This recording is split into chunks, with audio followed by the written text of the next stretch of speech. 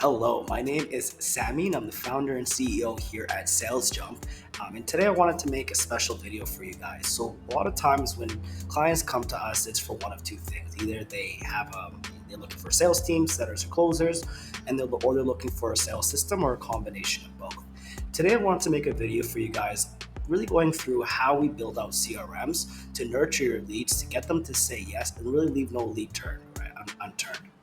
A big thing what I've seen a lot of companies that we've worked with is they're bringing in leads.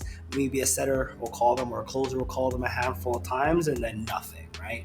I want to show you guys a quick system that you guys can implement on your guys's with your guys' sales teams to increase the number of leads that they're speaking to in turn to close more deals. So stay tuned for the complete breakdown how we all get that all set up.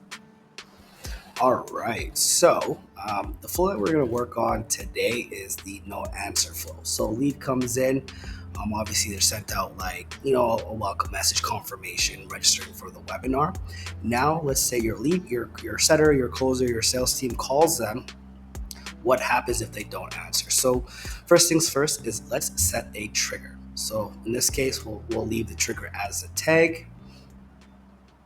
Oh, that's not it. So add in a trigger, tag, and we'll tag it as no answer. Boom. So now person is tagged no answer. Next thing we want to do is we want to update the pipeline stage. So we are using GoHighLevel. If you aren't using GoHighLevel, I don't know what you're doing. So move to no answer. I like to label everything because it keeps things nice and easy for me. So contact no answer, contact name, and I like to add that, and then boom. So now, since they already have a solid amount of emails they're sending out as nurture, we're going to focus strictly on SMS. So right away, we want to send out an SMS to these people, to the leads. And this first SMS is going to be super easy, super straightforward. Boom, contact first name. So we obviously want to make sure, if you guys don't know how, you go to contact first name and it pulls it automatically. And then in the case that it is you have multiple setters, you can use whoever the user his first name is, Avid Media, blah blah blah. Boom. So we want to say, I like to call it warm intro, just for our tracking purposes, and we'll click save the action. Oh, looks like we have an extra bracket right there. So click save and then save. So now we want to wait for a response. So we're going to add in a wait step, and we're going to add a wait for reply. And we want it to be to a warm intro, and we're going to time it out for 2 days. So these guys run weekly webinars. So we want to obviously engage people in a meaningful way. But we also want to make sure we're not overdoing it. So we'll click save. And if they reply, we're going to update the field where they're the pipeline stage, the webinar. And I always highly recommend that you add in a needed response, because then that way, as the owner or as the manager of that sales team, you know right away who needs to be responded to, and you can hold your reps accountable. So needs response. So move to needs response. Okay. Name. I like to add that in, and then we'll always add in a alert or notification. So send turn off notification. We'll do notification to the app. Contact replied. Contact first name has replied. Please respond to them ASAP. And we want to take it directly to the conversation, and we want to do the particular or assigned user to that contact. Okay, boom, save.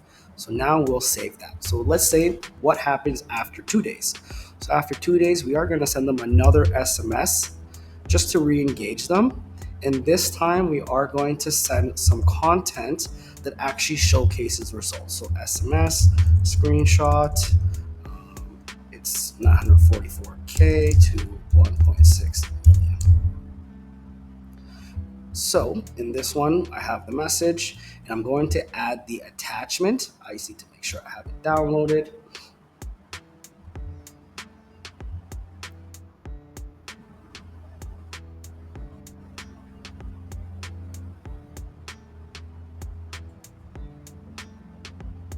Okay, so we're gonna add that attachment. I always like to do a formula where it's intro, you show them some results, you might send them some teachable content, maybe like a testimonial, and sometimes you can add in a pattern break. In this case, we are showing some results that Elliot has gone for this client. So we'll throw that in and click Save Action. So now we have that, we'll save it.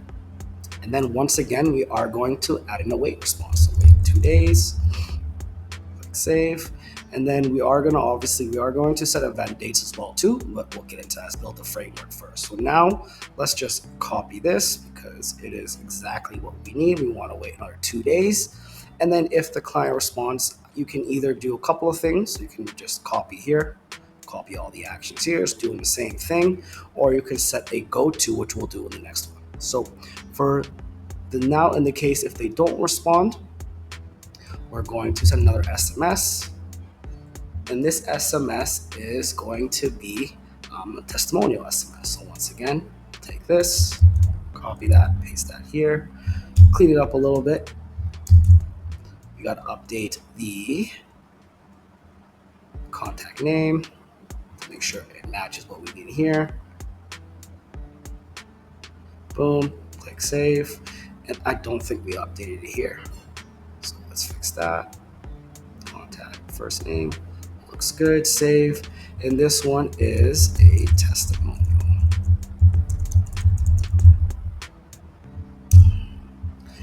Okay.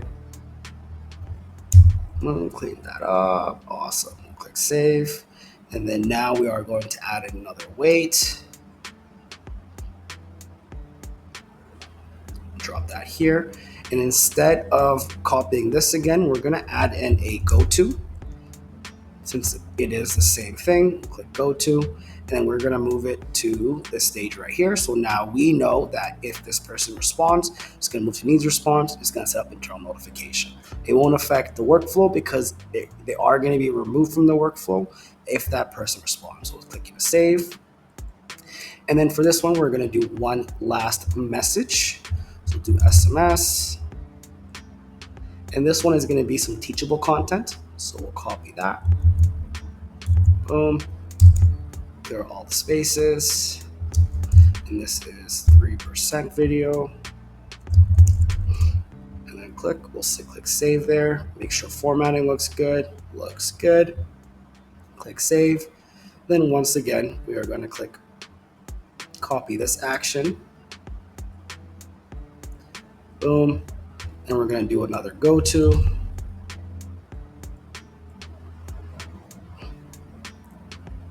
Boom, we'll move that go to here and we'll click save. So now, hypothetically, in this case, after 2 days, it is the event date because once again, he runs them weekly.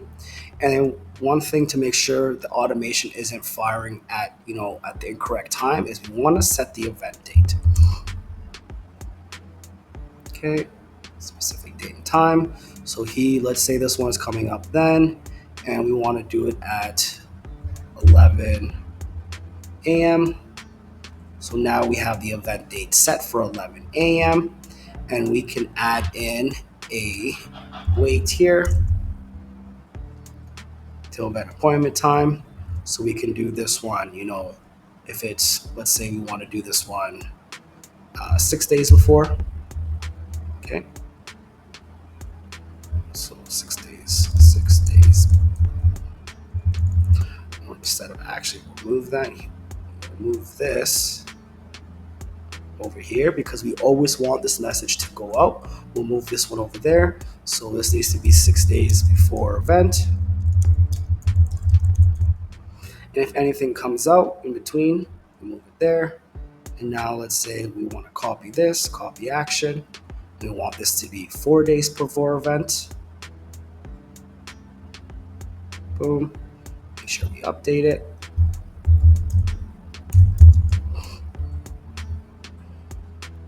This one we can do copy action. 2 days before event. Boom. And the reason why I'm setting it up like this is because we have automations that are going to be sent out to people the evening before and the morning before. So I'd rather not be sending out these messages to people, especially if they have not responded, right? The goal of this is to get people to respond. And if they don't respond, I mean, it's part of the game, we'll still end up setting up a call. So maybe here we'll set up another, you know, internal notification.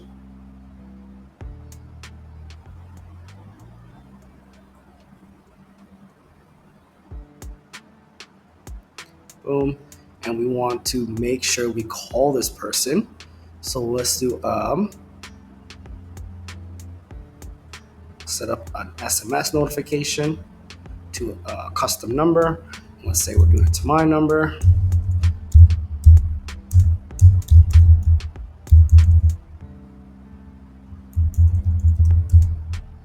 Boom. And then it is 2 days before the event. And contact first name still hasn't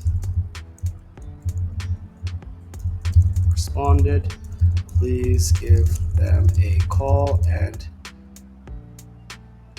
get them to show, whatever it might be. Okay. And then boom, so we know that's going to go to that person, to the setter, whoever we want to go. In this case, you want an SMS, and then boom. Then you could also put like a hold here. I know some people do that, so they'll put a wait to track these leads. But necessarily speaking, in this case, we want to just leave it as is, okay?